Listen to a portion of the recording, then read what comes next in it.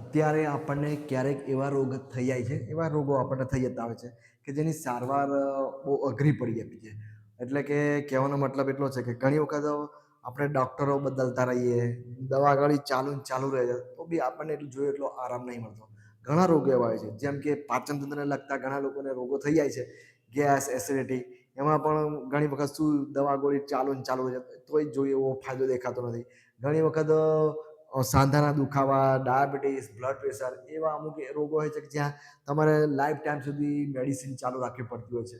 અને તમને પણ એવું લાગે કે આગળ જતાં થોડા ડોઝ વધતા હોય એની હેરાનગતિ વધતી હોય છે. એટલે એવા બીજા અને ઘણી વખત તો કંઈ એવા ક્રિટિકલ ને ખરાબ રોગો થઈ જાય છે ને કે જેમાંથી તમે એવું લાગે કે હવે પાછું આવવું શક્ય નથી એમ. એટલે કે મોટા મોટા રોગો તો મોતની સરખામણીમાં જતા હોય એવા રોગોની વાત કરીએ આપણે. તો કે આ બધા રોગોમાં શું છે કે એક જો તમારે તમારા ડૉક્ટરની સલાહ અને તમારા નજીકના જે ડૉક્ટર ફેમિલી ડૉક્ટર હોય અને તમે થોડુંક ઘરે પણ અમુક આજે આપણે જેની વાત કરવાના છે એવું તમે કરો તો તમને ડેફિનેટલી કંઈ ને કંઈ ફાયદા દેખાશે. જેમ કે આમાં પણ શું કોઈ બી તમારો રોગ હોય પહેલાં તો પહેલાં તમારા જે નજીકનો જે ડૉક્ટર હોય એને મળો કે એ શું કહે છે, અને પછી જો તમે જે હું આ તમને આજે કહીશ એ કરશો તો તમને જો એવું સફળતા બી મળશે. કદાચ તમારું નસીબ સારું હોય તો તમને મોટા રોગોમાં પણ ટેબ્લેટ્સ બી તમારી છૂટી શકે છે. અને ઘણી વખત શું છે કે તમે બહુ આગળ એડવાન્સ સ્ટેજમાં મોટા રોગોમાં પહોંચી ગયા હોય તો પાછા પણ આવી શકો છો. તમારું વજન બી ઘટી શકે છે. વજન અને આમાં તો શું છે કે જો કેટલાક રોગો તો એવા છે વજન વધારે હોય ને એના લીધે બી થતા હોય છે. તો અમુક આજે હું તમને 2 પોઈન્ટ વિશે ચર્ચા કરીશ. એ 2 પોઈન્ટ જો તમે બરાબર સાંભળી લો અને જો એના વિશે તમે સમજી લો બરાબર તો તમને ડેફિનેટલી કંઈ ને કંઈ ફાયદો થવાનો છે. પહેલો નિયમ તો આપણે એવું યાદ રાખવાનું કે એક જમવામાં કેમ કે જમવાનું એવું કહેવાય છે કે માણસ જે જમે છે ને એના પરથી જ એનું જીવન નક્કી થાય છે કે શું જમે છે, કેવું જમે છે. તો પછી આપણને એટલી તો ખબર હોવી જોઈએ કે જે આપણા જમવાના આપણે તો અત્યાર સુધી જે જમીએ છીએ શું શાક, રોટલી, દાળ, ભાત ને એ આપણું રૂટીન જે જમતા આવ્યા છે એ જ જમવાના છે. પછી બહારના જે પડીકા છે ને બધું. પણ હવે આપણે શું કરવાનું કે જો હવે આપણા પ્રોબ્લેમમાંથી થોડો છુટકારો મેળવવો હોય તો આપણે જમતા પહેલા જ્યારે બી જમો છો તમે જે બી જમો છો એનાથી કોઈ મતલબ નથી, પણ જે જમતા પહેલા તમારે શું કહેવાનું પહેલા એક ડીશ એવા શાકભાજીની એક ડીશ બનાવવાની કે જેને આપણે શું કાચા ડાયરેક્ટ ખાઈ શકીએ છીએ. જેવી કે ગાજર, મૂળા, ટામેટા, કાકડી, બીટ એવા જે 4-5 જે તમને મળી શકે. તો એમાં શું હોય છે કે કમ્પ્લીટ એવું નથી હોતું કે એકાદ ખાઈ લીધું અને પતી ગયું. મોટી એક નાની એક ડીશ જ બનાવી દેવાની. અત્યાર સુધી જે ખાધું એ બરાબર છે. હવે તમે આ ચાલુ કરો કે સવાર સાંજ તમે 2 ટાઈમ જમતા હશો તો 2 ટાઈમ જ્યારે બી જમવા બેસો તો પહેલા એક ડીશ આ ખાઓ. ધીરે ધીરે શાંતિથી જમો. તો એમાં અત્યારે તમને જે માર્કેટમાં અવેલેબલ હોય તમે જે લઈ શકો એવું તો ગાજર, મૂળા ખવાય શું જે કાચું તમે ખાઈ શકો છો. નેચર જે કુદરત જે આપણને આપે છે એમાં તો ગાજર, મૂળા, ટામેટા, કાકડી તો એનાથી તમે શું છે કે કમસે કમ એક ડીશ 60-70% તમારું જે પેટ છે ને એનાથી ભરવાનું રાખો. પેટ એનાથી ભરશો પછી જે થોડું ઘણું રહ્યું છે એમાં તમારું જે જમો છો જે તમારું ભાવતું હોય તમારું શાક, રોટલી, દાળ, ભાત છે. એટલે કહેવાનો મતલબ એટલું છે કે મારો કે જે તમે અત્યાર સુધી જે તમે જમો છો 2 ટાઈમ એમાં આ એક બદલાવ લાવવો જરૂરી છે. એવું નથી હોતું કે આ એક ટાઈમ ખાધું બીજો ટાઈમ સાંજે છોડી દીધું, એવું નહીં. બંને ટાઈમ જમતા પહેલા આ વસ્તુ લેવી જ પડે તો જ તમને 10 અઠવાડિયા 10 દિવસમાં થોડા ઘણા ફાયદા દેખાય. બાકી ઘણા લોકો શું કરે એક દિવસ આજે ખાધું કાલે છોડી દેશે, આજે સવારે ખાધું સાંજે છોડી દેશે. એવું નહીં, જમતા પહેલા. કેમ કે આ વસ્તુ કેમ કહેવી પડે કે જે કાચા આપણે શું કરીએ છીએ જે આપણા જે શાક બનાવીએ છીએ શાક આપણે આમ તો લીલોતરી શાક આપણે બી ખાઈએ છીએ, લીલા શાકભાજી આપણે બી ખાઈએ છીએ, પણ એમાં શું કરે તમે જ્યારે શાક બધું બનાવો છો ને ત્યારે એના જે વિટામિન્સ છે, એના જે ફાઈબર્સ છે, અને જે એમાં જે અમુક પોષક તત્વો છે, વિટામિન્સ છે, ફોલિક અરે શું કહેવાય વિટામિન સી ને એટલે જે આપણા શરીરને જે જરૂરી તત્વો છે ને જે પોષક તત્વો છે એ બધા સાફ થઈ જાય છે. તો એટલે પૂરા થઈ જાય છે આપણા. તો પછી આપણા શરીરનું જે આપણા શરીરને જે ફાયદો થવો જોઈએ એ આપણે જે નોર્મલ આપણું જે રૂટીન ખાઈએ છીએ એમાં એટલું બધું ફાયદો થતો નથી.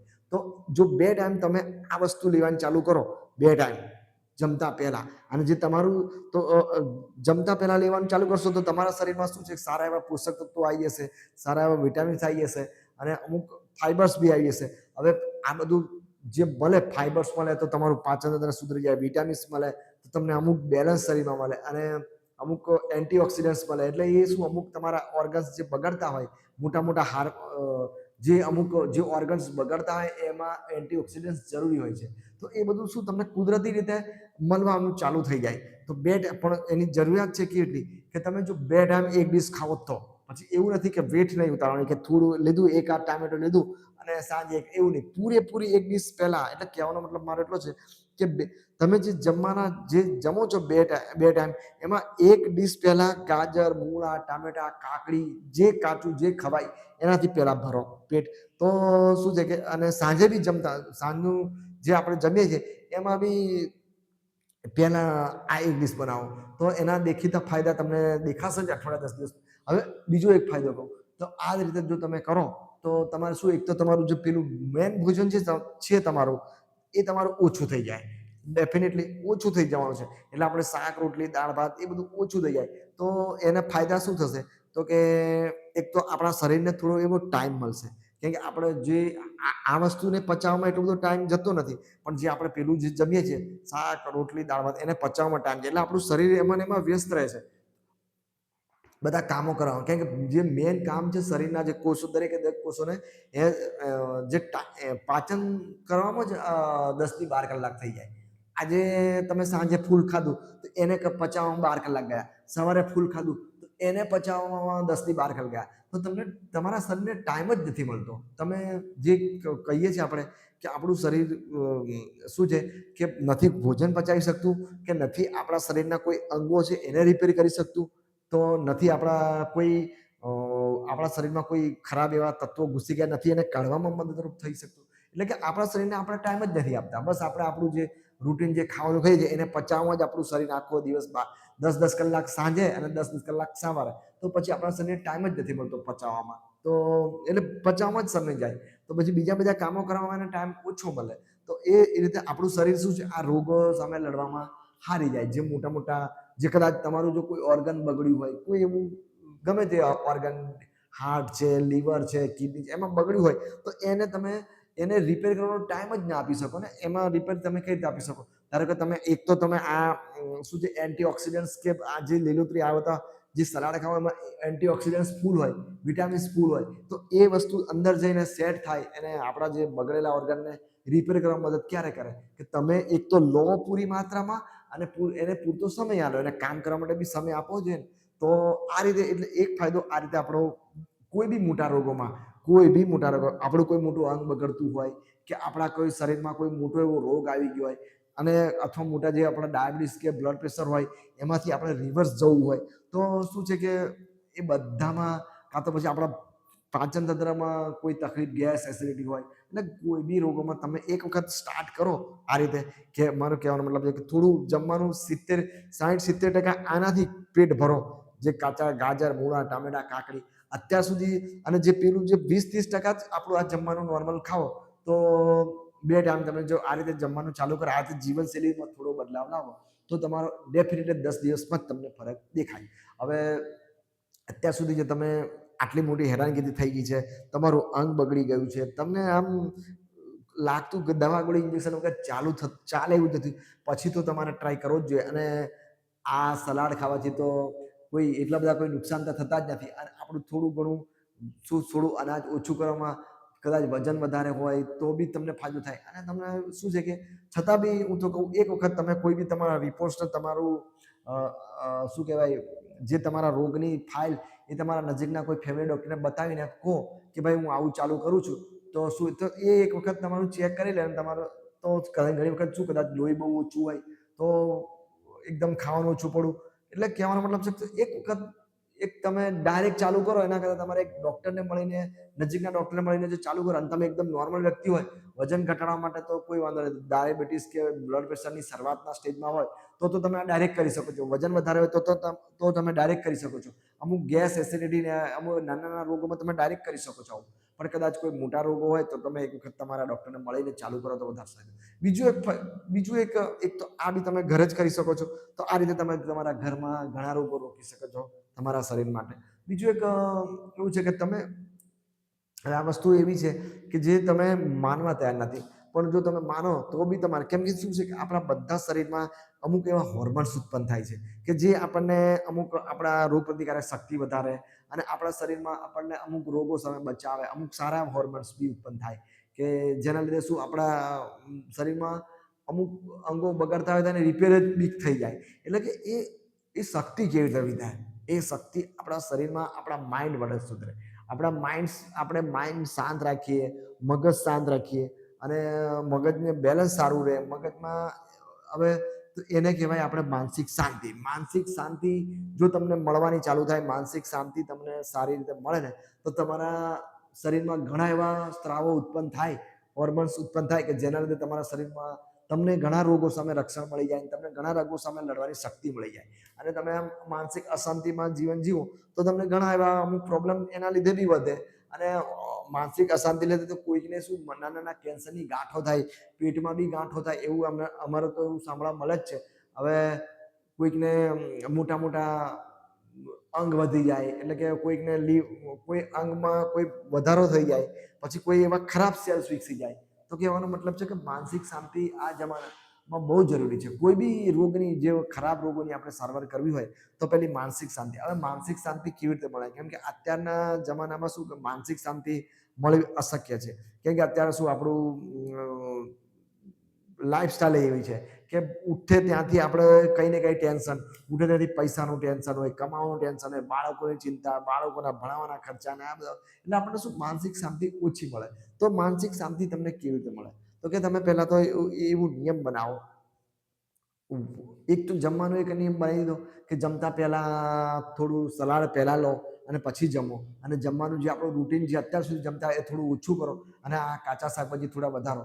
બીજો નિયમ છે કે એક સાંજનું જે જમવાનું છે ને થોડું વહેલું લઈ લો, કારણ કે સૂરજ ડૂબ્યા પછી બહુ પાચન ભારે થઈ જાય. એટલે એ બી એક નિયમ બનાવો કે થોડું વહેલું જમો. બિનજરૂરી કચરા પેટમાં ના નાખો. જે પેકિંગ વાળા, જે કંપનીની બનાવટો છે, ફાસ્ટ ફૂડ છે, જે બધું બહારનું જે કંપની શું નાખે, કેમિકલ્સ વાળું નાખે ને કેટલા. આમ તો આપણા આ વસ્તુમાં બી થોડું આપણે ખાઈએ એમાં બી થોડું કેમિકલ્સ હોય, પણ પેલા જે બહારની કંપનીની બનાવવામાં ફૂલ કેમિકલ્સ હોય. એટલે એ પાછું બહાર શરીરમાં જાય, શરીરને પાછું બહાર કાઢવાનું, એ પાછી બીજી મજૂરી કરવાની. એના કરતાં બિનજરૂરી જે કચરો છે ને, જે પેકિંગ વાળી આઈટમો છે, કંપની જ્યારે પેકિંગ, કોઈ બી કંપની પેકિંગ કરે ને તો એને સાચવવા કંઈ ને કંઈ કેમિકલ્સ નાખે. બહારનું માર્કેટમાં ટેસ્ટ માટે કંઈ ને કંઈ કેમિકલ્સ. એટલે એવું બધું બહારનું ફાસ્ટ ફૂડ ખાવાનું બંધ કરો. ફક્ત આપણું ઘરનું સિમ્પલ ભોજન ખાઓ અને આ કાચા સલાડથી શરૂઆત કરો. પછી જે આપણે માઇન્ડમાં શાંતિ માટેની વાત કરી, તો કે માઇન્ડમાં શાંતિ તમને ક્યારે મળે, તો કે મગજમાં શાંતિ માટે તમારે શું કરવું પડે, ઓછામાં ઓછી તમારે 10 થી 15 મિનિટ સવારે અને 10 થી 15 મિનિટ સાંજે ટાઈમ તમારે આપવો પડે. હવે એમાં શું કરવું, એક મેડિટેશન કહેવાય, એક ધ્યાન ધરવું કહેવાય. હવે ધ્યાન ધરવું એટલે શું છે કે 10-15 મિનિટ સવારે અને 10-15 મિનિટ સાંજે જો તમે બગાડી દો, સવાર સાંજ, તો તમારા ઘણા રોગોમાં તમને ફાયદો થાય. હવે એના માટે તમારે શું કરવું પડે કે ધ્યાન કેવી રીતે ધરાય. કોઈ બી જગ્યા, એક એવી તમારા ઘરમાં એક શાંત જગ્યા હોય, જ્યાં તમારું દીવા સ્થળ હોય, ભગવાનનું સ્થળ, જે તમે સ્થાન બનાવ્યું હોય ત્યાં જઈને તમારે બેસી જવાનું. બસ ત્યાં જઈને બેસી જવાનું, અને એ જે ફોટો છે એને બસ શાંતિથી જોયા કરવાનો, બંધ આંખે જોવા. પછી શાંતિથી આમ જોવાનો ફોટો, પછી બંધ આંખે જોવાનું. તો આ રીતે શું છે કે તમે બંધ આંખોમાં જુઓ એટલે એ ટાઈમમાં 10 મિનિટ પહેલાં તો 5 મિનિટ તમે બરાબર મૂર્તિ જોઈ લો, ભગવાનનો ફોટો, તમારા ગુરુજીનો, તમારા માતાજીનો, તમે જે ભગવાનને માનતા હોય એમનો જોઈ લો પહેલાં. પછી બંધ આંખોએ બસ એ જ વિચાર આવો છે, એ જ વિચાર આવો. કાં તો પછી તમે આરતી કરી શકો છો, તમારા ભગવાનની ભક્તિ કરશો, ભજન કરશો, અને મનથી એટલા બધા ખોવાઈ જાઓ એ ભગવાનમાં. એટલે કહેવાનો મતલબ એટલો જ છે કે મનને એક જગ્યાએ વાળો, મનને એક જગ્યાએ વાળો. એ જગ્યાએ એ ટાઈમમાં 10 થી 15 મિનિટ સુધી તમને કશું જ દેખાવું ના જાય, તમારા માઇન્ડમાં કંઈ જ આવવું ના જાય. તમારું ઘર યાદ ના આવવું જોઈએ, તમારો ધંધો યાદ ના આવવો જોઈએ, તમારા છોકરા યાદ ના આવવા જોઈએ, તમારા પરિવાર ના યાદ આવવું જોઈએ. તમારે બધું ભૂલી જવું, સંસારને ભૂલી જવું. ફક્ત અને ફક્ત એક જ વસ્તુ, શું, જે તમે ભગવાન છે, જે તમે ભગવાનમાં માનો છો એ જ. તો આ રીતે તમે માઇન્ડને એક બાજુ વાળો ને, તો બી તમારામાં તમને માનસિક શાંતિ મળે. હવે આ 10-15 મિનિટ તમે આજે માનસિક શાંતિ મળીને તમે સવારે કરો અને સાંજે આ રીતે કરો, તો તમને શું છે કે મગજમાંથી તમારા શાંત થાય. તમારે મગજ શાંત થાય એટલે તમને એવા બધા હોર્મોન્સ તમારા શરીરમાં ઉત્પન્ન થાય કે જે તમને ઘણા રોગો સામે લડવાની શક્તિ આવે. હવે આ વસ્તુ એવી છે કે ઘણા લોકો કહે છે કે ચલો મને એ રીતે બી મન મારું માનસિક મન એક જગ્યાએ વાળવું એ બહુ અઘરું છે. આપણે એવું કહીએ કે ભાઈ મન એક જગ્યાએ વાળવું અઘરું છે, એટલે ઘણી વખત શું છે કે એટલે આપણે કંઈક ને કંઈક એક પોઈન્ટ બનાવવો પડે. હવે આપણે આ રીતે ભગવાનનો એક ફોટો લેવો પડે, કાં તો પછી ઘણા લોકો શું કરે છે, ભગવાન બુદ્ધે તો એવું જ કીધું છે કે તમે બસ કોઈ એક જગ્યાએ બેસી જાઓ અને બસ પોતાનામાં જ વિચાર કરો. પોતાનામાં વિચાર કરો એટલે કે આ શ્વાસ લેવાય છે અને શ્વાસ બહાર નીકળે છે, શ્વાસ લેવાય છે અને શ્વાસ બહાર નીકળે છે, શ્વાસ લેવો, આ લીધો શ્વાસ, આ શ્વાસ. તો એ રીતે પોતાનામાં બી ધ્યાન તમે કેન્દ્રિત કરી શકો છો. એટલે કહેવાનો મતલબ છે કે તમે કોઈ પણ એક જગ્યાએ માઇન્ડ વાળો, મનને એક જગ્યાએ વાળો અને તમને એ રીતે 10 થી 15 મિનિટ જો તમે શાંતિ મળી જાય તો તમને શરીરમાં ઘણા એવા ચેન્જ 10 દિવસથી દેખાશે. હવે મનને એક જગ્યાએ વાળવું અઘરું છે, એટલે તમે એ ટાઈમમાં કદાચ કોઈક આ રીતે ના ફાવતું હોય તો તમે કોઈ એ ભગવાનનું તમારી કોઈ એવી સ્તુતિ સાંભળો, કોઈ એવું ભજન સાંભળો કે 25 મિનિટ બસ એ શાંતિથી એક મનથી ભજન સાંભળો, એક મનથી કોઈ ભક્તિ કરો કે ગમે તે કરો. એ 10 થી 25 મિનિટ સુધી કોઈ સંસાર ભૂલી જાઓ, કોઈ જ વસ્તુ નહીં. શું થશે કાલે એ ભૂલી જાઓ, મારે કાલે શું કરવાનું છે એ બી ભૂલી જાઓ, કશું જ નહીં. મારા છોકરા શું કરશે, મારા ઘરના શું કરે છે, મારે એ ફક્ત 15-20 મિનિટ જે તમે આ માઇન્ડને એક જગ્યાએ વાળશો તો બી તમને તમે જે 15-20 મિનિટ બગાડતા નથી એ તમે, અથવા તમે તમારા પોતાના માટે આ એ વસ્તુ કરો અને આવી રીતે માઇન્ડને એક જગ્યાએ વાળો તો સવારે 10-15 મિનિટ વાળો, સાંજે 10-15 મિનિટ વાળો તો તમને ઘણી શાંતિ મળશે. અમે તો એવું બી જોયું છે કે ઘણા લોકોને ઊંઘને આ રીતે કરવાથી ઘણા લોકોને બીપીના રોગમાં બી ફાયદા થાય છે, ઘણા લોકોને ડાયાબિટીસ બી કંટ્રોલ થવા મળે છે, ઘણા લોકોને શું ઊંઘના પ્રોબ્લેમમાં બી સંતોષ થવા મળે. ઊંઘ બી નથી આવતી એ બી જો રાત્રે શાંતિથી 10-25 મિનિટ જો આ રીતે માઇન્ડ એક જગ્યાએ વાળે ને તો એમને ઊંઘ બી સારી આવે. ઘણા લોકોની ઊંઘ ડિસ્ટર્બન્સ શાંતિથી એક ભગવાનમાં ચિત્ત કરે 15-20 મિનિટ અથવા 15-20 મિનિટ શાંતિથી એક મનથી આરતી સાંભળે. અત્યારે માતાજીની આરતી બી 15-20 મિનિટની હોય છે. તમે એક આરતી ચાલુ કરો શાંતિથી એક જ મનથી સાંભળો તો એ રીતે તમારી પૂજા બી થાય અને તમારું મન બી શાંત થાય, તમને શાંતિ બી મળે અને એ રીતે તમારા ઘણા રોગોમાં તમને ફાયદા થાય. હવે મારો કહેવાનો મતલબ એટલો છે કે આ 2 પોઈન્ટ તમે જે ઘરે કરી શકો છો એનાથી તમને એક જમવાનું કઈ રીતે અને એક આ માનસિક, કેમ કે માનસિક એવું વસ્તુ છે કે અત્યારના જે આપણા જે ક્રોધ ને બધા જે ઝઘડાવાળું જીવન છે એના લીધે આપણા ઘણા હોર્મોન્સ એવા ઉત્પન્ન થાય છે, એસિડિટીના, બીપીના, બ્લડ પ્રેશરના, ડાયાબિટીસના અમુક લેવલ એવા વધી જાય છે ને કે જે આપણે માનવા તૈયાર નથી. આપણને એવું હોય કે આનાથી ના થાય, પણ તમે માનસિક અશાંતિ લીધે ઘણા રોગોથી ભોગી બનો છો. ઘણા માનસિક અશાંતિ લીધે તમને મોટા મોટા કેન્સરો, મોટા મોટા ગાંઠો અને મોટા મોટા એવા ઓવરગ્રોથ બી થઈ જાય બોડીમાં કે જેનું નિરાકરણ જ નથી બહારની દુનિયામાં. આપણે એ બધા બહારની દુનિયામાં કેટલી ખર્ચાળ ટ્રીટમેન્ટ અને ઘણી વખત તો બીપી આપણા વધે છે ને, હાઈ બીપી વધે છે, કોલેસ્ટ્રોલ લેવલ વધે છે આપણા, અને આપણને એટેક બી આવે છે અને આપણા શું કહેવાય પેરાલિસિસ બી થાય. એટલે કહેવાનો મતલબ એ છે કે તમે આ 2 વસ્તુ જો ઘરે કરી શકો છો, આ 2 જ વસ્તુ ગમે તે રોગમાં, તો તમને 15 દિવસમાં કંઈ ને કંઈ પરિણામ દેખાવાનું જ છે. પણ જે એની રેગ્યુલારિટી, જે ટાઈમ મેં કીધું એ પ્રમાણે સવારે 15 મિનિટ અને સાંજે 15 મિનિટ માનસિક શાંતિ તમને મળવી જ જોઈએ. આખા દિવસ તમે જે તમારું જે રૂટીન કામકાજ કરો છો, અને માનસિક શાંતિ માટે બીજું એક નિયમ છે કે વારે ઘડીએ ઝઘડા ને, ક્રોધ ને, ગુસ્સા ને એથી થોડું દૂર જાઓ.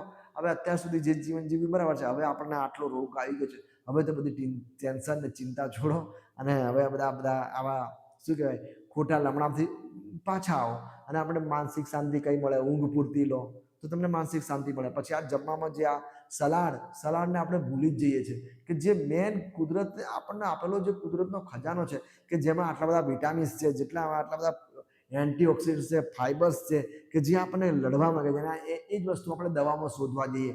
દવામાં તો કેમિકલ્સ નાખે ને કેટલું ઓછું મળે ને શું મળે, એના કારણે ડાયરેક્ટ વિટામિન્સ મળે એ લેવા તૈયાર નથી. એટલે કહેવાનો મતલબ છે કે થોડું આ રીતે તમે કરો તો તમને કોઈ પણ મોટા રોગમાં એક વખત તો થોડો ફાયદો થશે જ. છતાં બી તમારા નજીકના કોઈ ડૉક્ટરને એક વખત મળી લેજો, કોઈ મોટો રોગ હોય તો વિડીયો ગમ્યો હોય તો લાઈક કોમેન્ટ જરૂર કરજો અને તમારા ગામનું નામ બી લખજો તો મને બી ખબર પડે તમે કઈથી બોલો છો.